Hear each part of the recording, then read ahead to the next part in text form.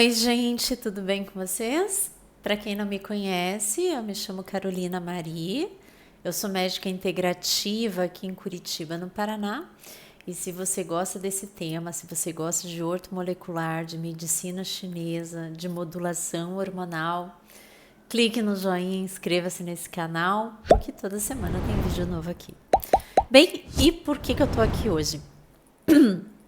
Eu tô aqui para falar de modulação hormonal, mas especificamente para falar da modulação hormonal em pacientes com neoplasia ou em pacientes que já tiveram histórico de neoplasia, né? Veja, vou começar com a realidade que a gente vive aqui no Brasil, né? A maioria dos médicos tem medo de prescrever hormônios, consideram hormônios não seguros.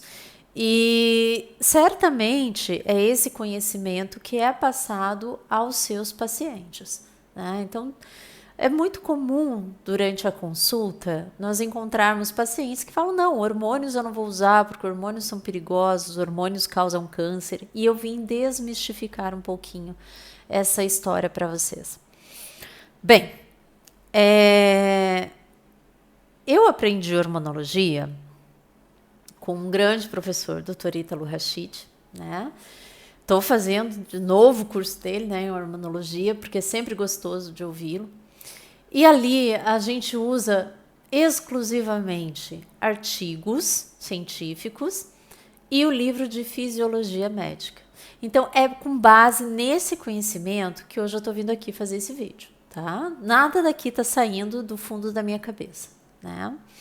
Veja, aquele estudo WHI, o estudo WHI, né, de 91, se não me engano, que dizia que os hormônios, a terapia de reposição hormonal causava câncer, ele foi feito com um tipo muito específico de hormônio, que de fato hoje não deveria mais ser usado, que é o Premarin, né? Que é o hormônio sintético derivado, então, da urina de égua prenha. Hoje, nós utilizamos hormônios bioidênticos. E que raio é isso? Eu vou usar a palavra reposição. Nós fazemos a reposição com hormônios bioidênticos. Hormônios bioidênticos são exatamente iguais aos hormônios que nós produzimos, tá? Eles são feitos, eles são manipulados no laboratório para serem idênticos àqueles que a gente produz. Por quê? Porque aquele da égua prenha, aquele que é produzido pela indústria farmacêutica não é idêntico ao nosso. A mulher não produz gestodeno, desogestrel, noretisterona, ela produz progesterona. Ela não produz etinil-estradiol, ela produz estradiol. Né? Aliás, o estrogênio é composto basicamente por 3 moléculas, né? Estriol, estradiol e estrona, tá? A estrona é a única que está envolvida aí em processos proliferativos. Estradiol e estriol não, tá? E o que se descobriu com os artigos trazidos lá de fora? Ó, gente, fonte brasileira vocês não vão achar, tá? É fonte americana, fonte europeia. Lá tem vários artigos, não é um, são dezenas, centenas de artigos falando isso. Já provando, e eu fiz postagens nas minhas redes sociais com alguns deles, né? Provando que a terapia de reposição com hormônios bioidênticos, além de não causar câncer, demonstraram ser protetores para os câncer, para os tipos de neoplasia que são especialmente aqueles que têm receptor para hormônio. Bem, dito isso, vamos imaginar o seguinte: pode perguntar para qualquer mastologista qual é o pior tipo de câncer de mama que a gente pode ter. O pior tipo é um tipo de câncer de mama que nós chamamos de triplo negativo. Significa que ele não tem receptor para estrogênio, nem para progesterona, nem para testosterona, tá? Ora, se ele não tem receptor para esses hormônios, por que ele é o mais perigoso? Porque ele é o mais invasivo? Vou deixar essa pergunta em aberto, tá? Os pesquisadores, eles descobriram que a progesterona, ela tem um efeito antiproliferativo. Antigamente se acreditava que a progesterona era um hormônio só para ajudar na gestação, progestare. Era só para gestação ou mais atualmente, só deveria ser usada em mulheres que têm útero. Isso aí foi por água abaixo já, gente, há muito tempo, tá? Porque em outras regiões do nosso corpo existem receptores para progesterona. Por exemplo, progesterona está muito relacionada ao hormônio GABA, né? O ácido gama-aminobutírico, que é um hormônio lá neuronal responsável por dar calma, por acalmar, por ser um hormônio antiestressor, né? É ali que age também o Rivotril. Então, olha só, as células neuronais com receptores para progesterona. Onde mais nós temos receptores para progesterona? No corpo inteiro. Se vocês olharem a cascata do colesterol, vocês podem ver, tem ali a formação de pregnenolona e logo abaixo a formação de progesterona. Então a progesterona é um hormônio que vai dar origem a vários outros, tá? Mas os principais são aldosterona, cortisol e testosterona, né? E aí a testosterona se quebra na mulher, gerando estradiol. Então, progesterona não é um hormônio feminino, ele é uma mãe de todos os hormônios. Estradiol não tem receptor só no útero, gente. Pelo amor de Deus, estradiol tem receptor em todo o corpo. Então, achar que hormônio só é importante para endocrinologista, parafraseando aqui o Dr. Ítalo, isso é muito pobre, né? Todo mundo deveria saber um pouquinho de hormônio. Bem, mas o que os estudos lá fora trazem? Que a progesterona, por exemplo, além dela não causar câncer, ela protege contra o câncer. Tá? Estudos e estudos e estudos falando a mesma coisa. A gente utiliza, para vocês entenderem melhor, a dose de progesterona utilizada em mulheres que não têm histórico de neoplasia é mais ou menos de 15 a 50 miligramas dose. Tá? Para mulheres que tiveram histórico de neoplasia próprios ou dentro da família, a dose é de 50 a 100. Levando, olha só, a dose é o dobro, tá? Então, quem tem histórico de neoplasia, o recomendado é que se use o dobro da quantidade de hormônios. Isso mostra que talvez a gente devesse começar a terapia de reposição em mulheres que têm histórico de câncer antes dos hormônios faltarem e não depois da menopausa. E essa é a discussão que hoje existe lá fora.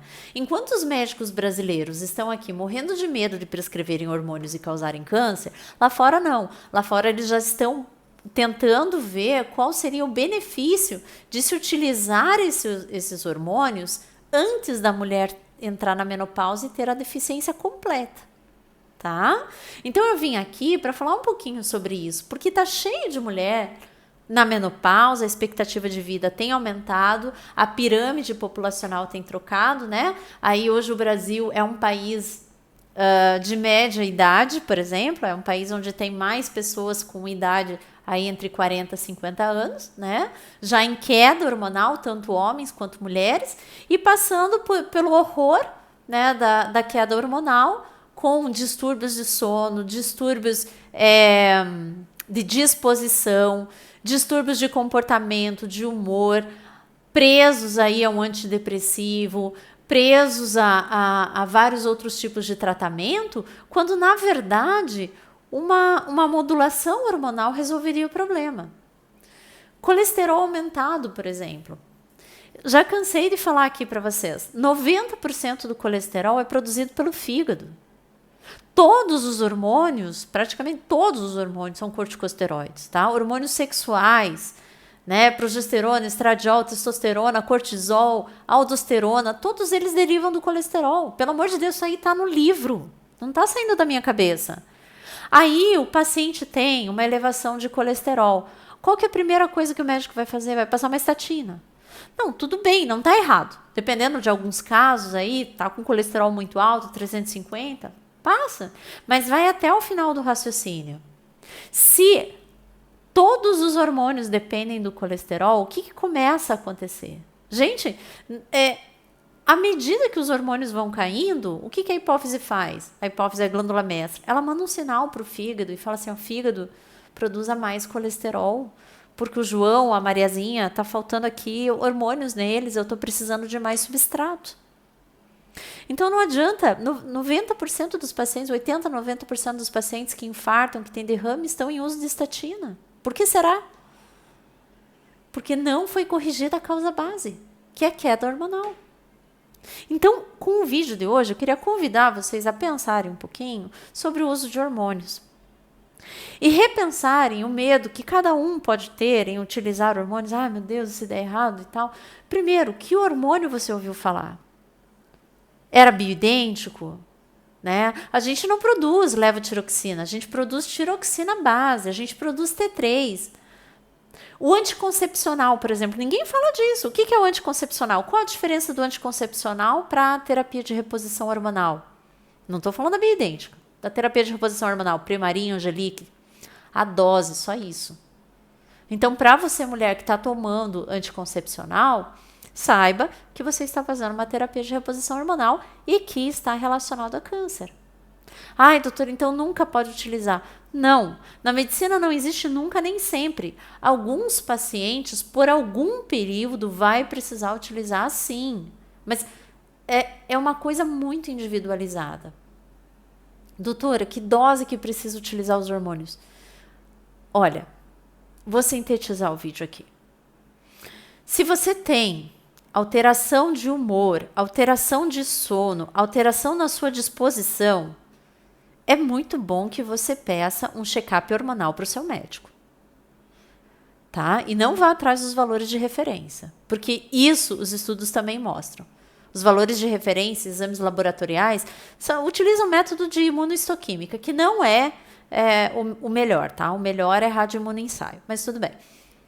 Então, a gente não pode ficar tratando o paciente só com base num papel. A gente utiliza o papel, os exames, como um parâmetro, tá? Então, se você tem distúrbios do sono, tem alterações de humor, tem alterações na sua disposição, tem mais de 35, 40 anos, pesquise os seus hormônios.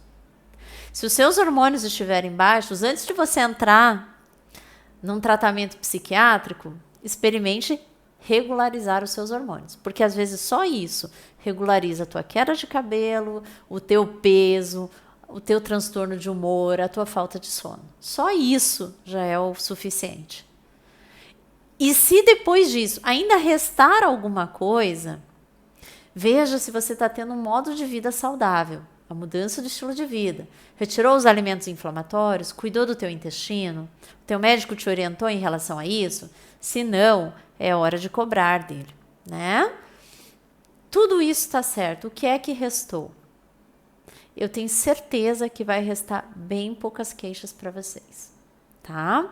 E para você que está fazendo aí, está passando por um histórico de neoplasia e está tendo esse tipo de problema, saiba que os estudos mais do que comprovaram que hormônios salvam vidas, tá?